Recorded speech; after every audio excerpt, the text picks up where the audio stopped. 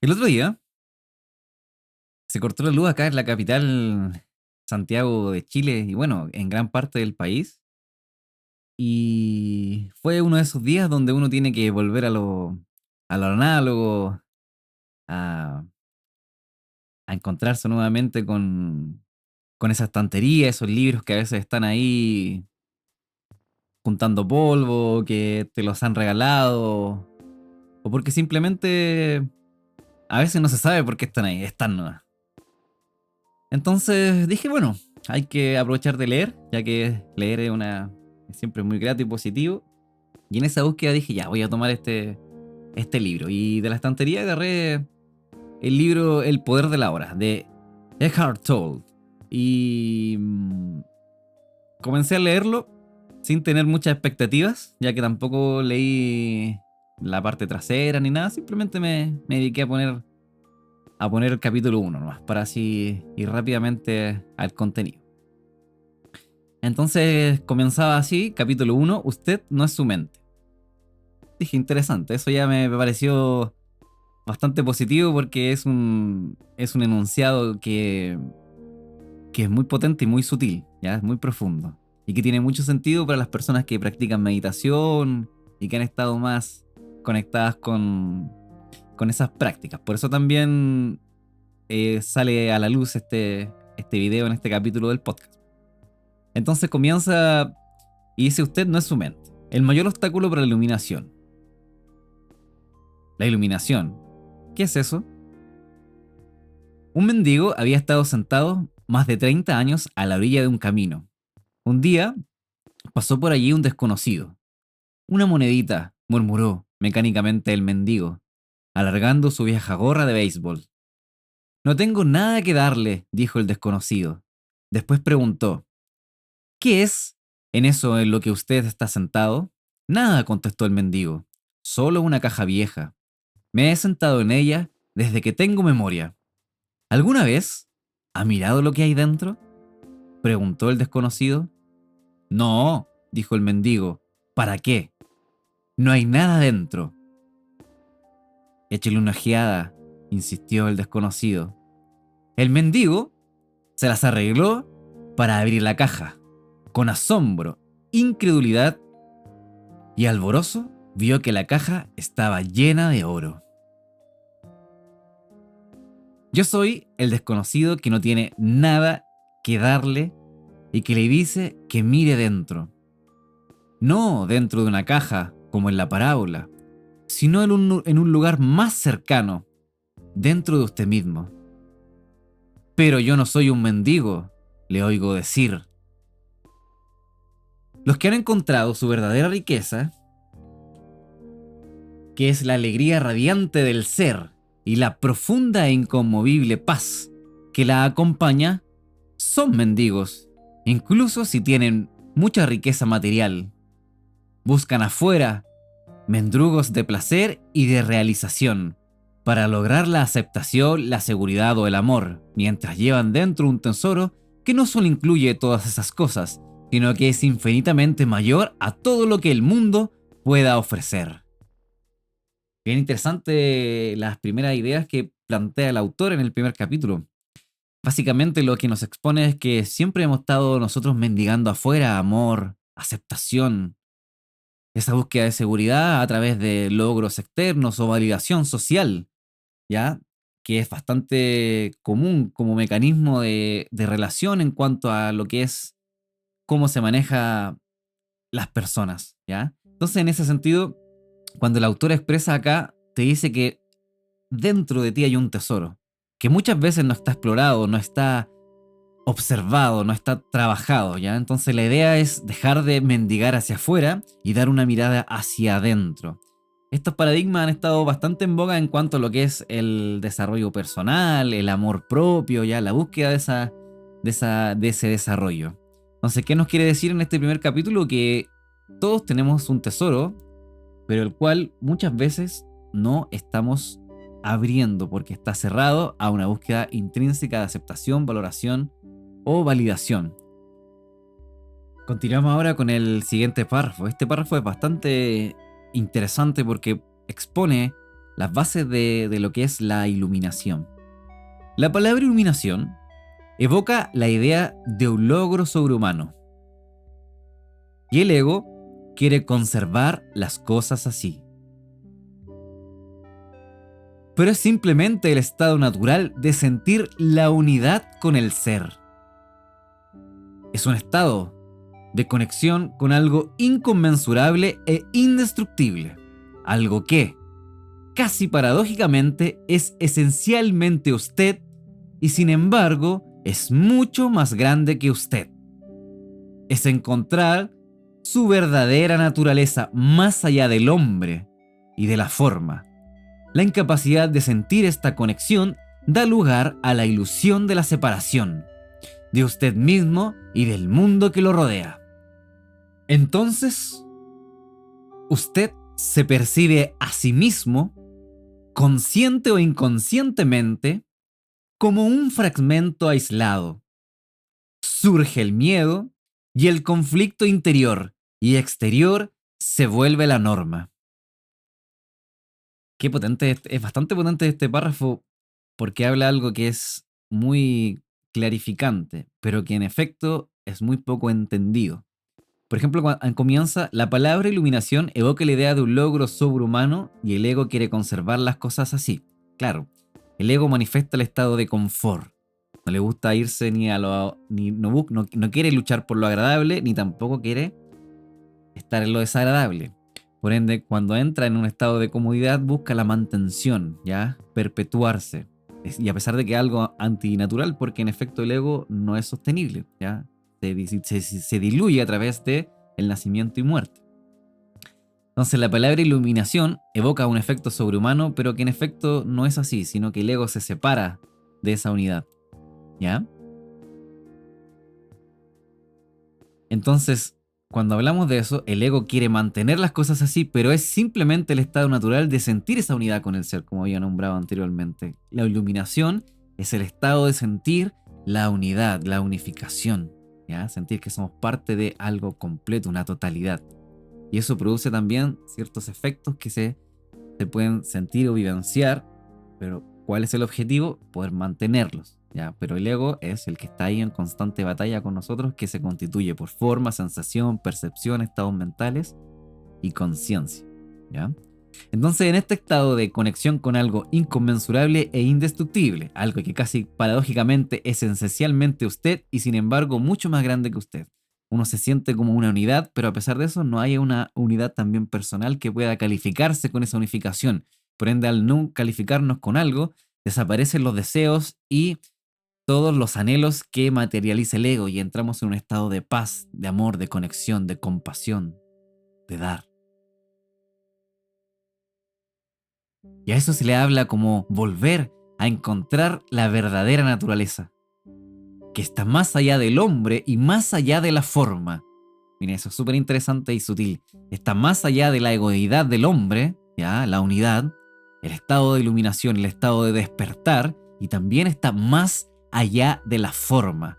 No es necesario ni dependiente el estado de esencia, el estado de ser de la forma. Y eso es un tema que es uno de los primeros escándalos o constituyentes del ego que uno tiene que dejar de calificar, dejar de interactuar tanto emocional, energética como cognitivamente, la relación con la forma, dejar de ver la forma de las cosas, sino entender que todo es un estado de cambio, de vacuidad. ¿Bien? Entonces, cuando uno no siente este estado de conexión, entra en un estado de separación. Y asimismo el mundo, asimismo también nos relacionamos con el mundo que nos rodea, un estado de separación. Al entrar en un estado de separación, se anulan las acciones más compasivas, porque el individuo busca satisfacer en primera fuente sus necesidades y en base a no integrarse positivamente al medio. Y ese es un tema también importante, cómo nosotros nos integramos a través de nuestras acciones al medio. ¿Bien? Entonces, asimismo, uno se percibe como de forma consciente o inconsciente, ya que hay personas que no son conscientes de estos estados o de estos estados de mente o de este conocimiento, de esta integración de sabiduría, o conscientemente también uno a veces entiende a veces que está dominado por ciertas emociones ególatras, a pesar de tener el conocimiento y la sabiduría. Por eso también, aparte de entrar en esa relación, que puede ser por un efecto de práctica o de desarrollo de habilidades, el objetivo también es poder sostenerse en eso, ¿ya? Y eso es el logro de sostener o realizar la iluminación. Entonces, cuando uno se separa, se pueden materializar más simplemente los conflictos interiores y externos, como el miedo y todos esos deseos también que se hablaron anteriormente de poder conectar con otros individuos a través de el placer, la seguridad, la aceptación, ¿ya? Y la búsqueda de amor externo. Bien, bastante interesante, es súper sutil lo que habla, súper profundo el autor en su primera expresión del primer capítulo. Ya es algo que para los practicantes budistas, como en este caso, se habla mucho, se va entendiendo que este ser manifiesta esta sabiduría a través de estas palabras. Y fue muy gratificante y positivo poder encontrarme con este mensaje, volviendo al contexto de que estábamos en el día de no luz en Santiago y que había que aprovechar de leer, por leer como siempre muy bueno y positivo. Y bueno, se hace también aunque tengamos luz, ya eso es súper importante. Todos los días hay que leer e inculcarse para así tener más motivación, ideas y generar estados mentales más positivos, ¿ya? Vamos a continuar con el siguiente párrafo. Vamos a leerlo y comentar. Me encanta la sencilla definición de la iluminación dada por el Buda como el fin del sufrimiento. Claro, un ser que está unificado.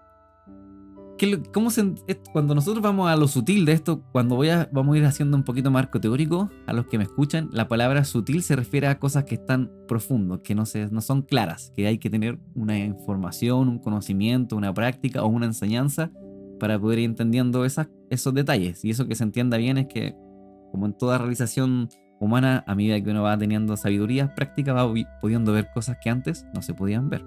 Entonces aquí el Buda dice, claro, el fin del sufrimiento, un ser que está iluminado, despierto, que está unificado, cesa el sufrimiento, porque al estar unificado dejas de desear.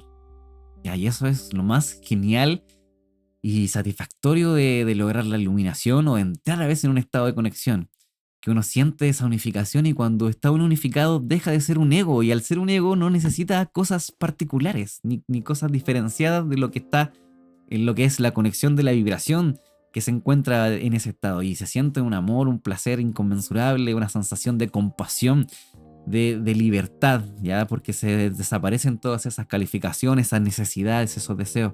Por ende, al no tener deseos, en base a esta sabiduría, se elimina la ignorancia y la ignorancia es la que fomenta el deseo. Por ende, a su vez, sabiduría, eliminación de la ignorancia son los deseos y los deseos son los que encasillan este nacer y cesar de sufrimiento, ¿ya? Entonces, en ese sentido, no hay nada sobrehumano en esto, dice el autor. Por supuesto, como toda definición es incompleta, solo dice que la iluminación no es sufrimiento. Pero ¿qué queda cuando hay sufrimiento? El Buda no habla sobre esto y su silencio implica que usted tiene que averiguarlo por sí mismo, ¿bien? Vamos conversando ahí que a medida que uno después va viendo otras enseñanzas y practicando puede después inferir en esta información más sutil, ¿ya? Porque hay que estar ahí en esa sensación. Y bueno, también yo creo que muchos han sentido ese amor muy grande, esa compasión grande a través de otros pensamientos o sensaciones que han vivido. Entonces pueden quizás acercarse mucho a esa sensación de amor inconmensurable donde uno entra en un estado de centro y ese centro hace que uno pierda también esa noción de lo externo y esté muy enfocado en lo presente. Recordar que el libro se llama El poder de la hora, ¿bien?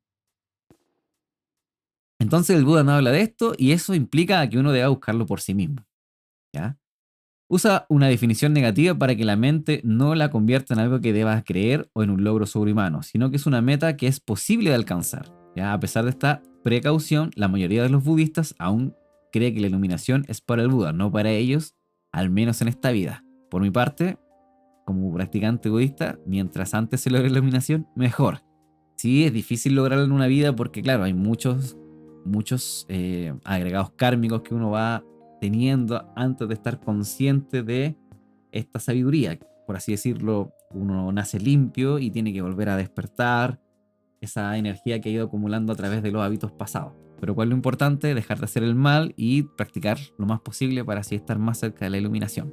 En mi caso sí, creo fervientemente en la iluminación y se tiene que ir desarrollando, cultivando, entrenando, practicando, vivenciando día a día, práctica a práctica, acción tras acción, ¿ya? Entonces, vamos que se puede y los que están ahí en ese proceso, a seguir practicando, a seguir aprendiendo. Usted usó la palabra ser. ¿Puede explicar lo que quiere decir con eso? El ser es la única vida, eterna, siempre presente, más allá de las miles de formas de la vida que están sujetas al nacimiento y la muerte. Sin embargo, el ser no solo está más allá, sino que también profundamente dentro de cada forma, como su esencia más íntimamente invisible e indestructible. Esto significa que es accesible a usted ahora como su propio ser más profundo, su verdadera naturaleza. Pero no busque captarlo con la mente, no trate de entenderlo. Usted puede conocerlo solo cuando la mente está inmóvil. Cuando usted está presente, cuando su atención está completa e intensamente en el ahora, se puede sentir el ser, pero nunca puede ser entendido mentalmente. Recuperar la conciencia del ser y permanecer en ese estado de sentimiento y realización es la iluminación. Bien, aquí va explicando la relación que nosotros tenemos con el ser y cómo se autocalifica el estado de la observación de, ¿ya? Porque el ser en efecto no es el ego, pero el ser es la esencia que se va transmutando vida tras vida y que va pasando a través de los estados de materialización y bardos, ¿ya? Por ejemplo, el ser pasa al estado intermedio, después vuelve a renacer en un cuerpo, porque hay que entender que uno no está reencarnado constantemente. Por ejemplo, Ignacio, que es quien les habla, ya este cuerpo cuando fallezca va a pasar al estado intermedio, tiene que resolver ahí ciertas cosas, a ver si hizo bien las tareas, y según lo que tenga que hacer cuanto a su desarrollo personal como ego o aptitudes que tenga que ayudar a otros, va nuevamente a reencarnar, porque a veces uno entra en un teatro que no es el actor principal, sino que viene a ayudar a otros, a aprender experiencias también, ¿bien? Entonces, en ese sentido, los estados de materialización y reencarnación no son constantes. Vamos naciendo cada ciertos tiempos según disponibilidad, tareas y todo ese tipo de cosas que haya que hacer. Entonces, el ser, que es esta información constante, esta esencia pura, prístina, clara, brillante que vive en todos nosotros, se manifiesta a través de las prácticas de centro. ¿Qué es el centro? Estar en un estado de momento presente, libre de deseos, sensaciones y todo ese tipo de estados también más negativos, como el sufrimiento, que nos hacen entrar en vibraciones que nos alejan del ser y nos identifican más con el yo ego, ya con el yo deseo. Cuando nosotros vamos conectando con el ser, vamos entendiendo nuestra verdadera naturaleza, que es estable, invisible e indestructible. Y conectar con esa verdadera naturaleza, estar consciente de esa realización, es el sentimiento de la iluminación. Es el estado de la iluminación, el estado de despertar.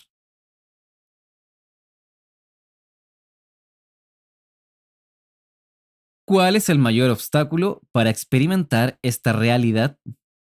La identificación con su mente, que hace que el pensamiento se vuelva compulsivo.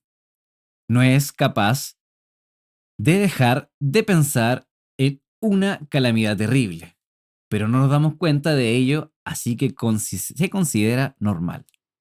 Este ruido mental incesante nos impide encontrar ese reino de quietud interior, que es inseparable del ser.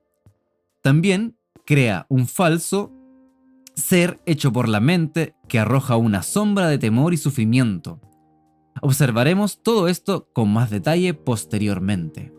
Aquí lo que habla básicamente es que la identificación con la mente, con el pensamiento, con los estados mentales, la conciencia, la forma, es lo que nos condiciona a crear falsas interpretaciones que generalmente, según la vibración del plano, nos producen estrés, negatividad, pensamientos fatídicos, terribles, tratarnos mal, pérdida de confianza.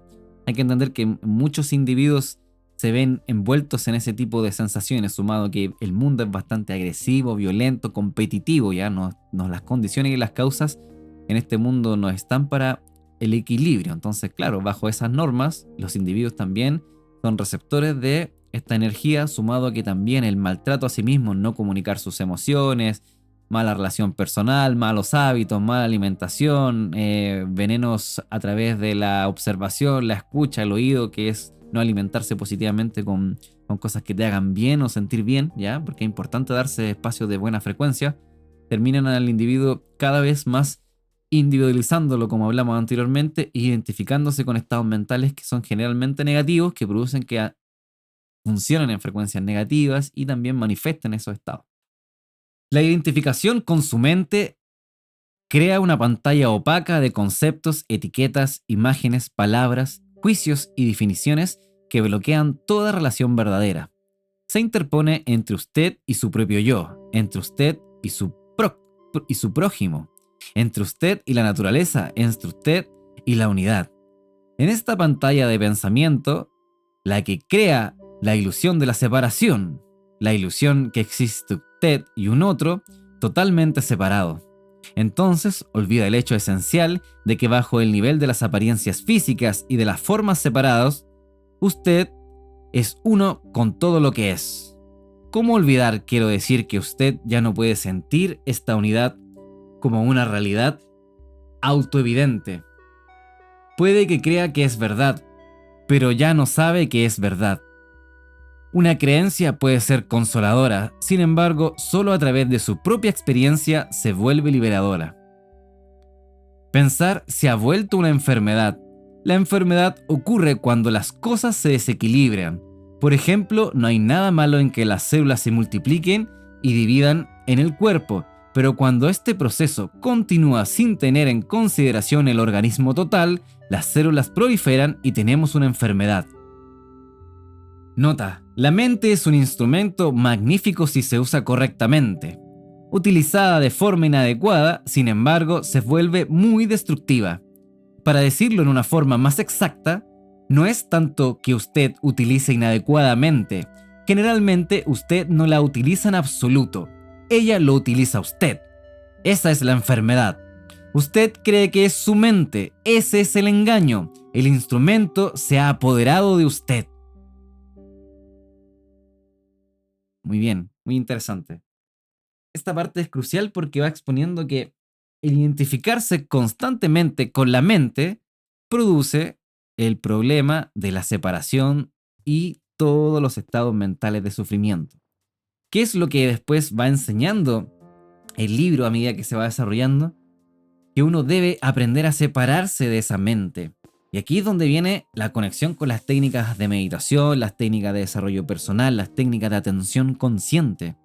Cuando nosotros comenzamos a practicar atención consciente y empezamos a meditar y a observar, vamos viendo que aparecen estados mentales, sensaciones, relación con la conciencia, percepciones, que van inundando ese espacio de observación. Por ejemplo, ahora pongo atención en el momento presente, respiro y aparece un estado mental o una sensación. ¿Qué es lo que pasa? Por ejemplo, le damos espacio mental y energético a esa sensación o a ese estado mental y lo reproducimos y nos genera una respuesta energética, mental, emocional. Generalmente, si el individuo está estresado o vive bajo pocos hábitos positivos, su vibración va a ir catalogando y va a ir siendo un efecto causa. Su vibración va a ser la causa que se va a mostrar en efectos mentales.